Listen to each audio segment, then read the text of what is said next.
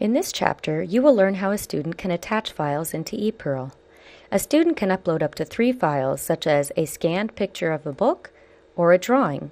They can also take digital pictures or use drawing software to create a digital picture and attach it. For example, if Jackie wanted to attach an image of a lion, her teacher would direct her to one of the many free image sites available for educational purposes. For example, if Jackie went to picsforlearning.com, she could browse under Animals and find images of lions. Once she found the images she wanted, she would click on the right mouse button and choose Save Image As. She would type a file name she could remember and save it to the desktop or other folder location she can remember.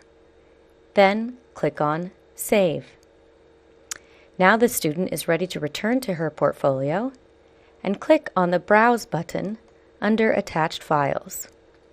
Then the student finds the file she wants to attach and selects Open. The student will see the attached file on the page. She can always click on Deselect to delete from the reading page. Finally, when the student clicks on the green check mark, the image of the lion will appear on the page. In this chapter, you have learned how a student can attach files into ePEARL. Open your demo account and try it yourself. You can also print the instructions.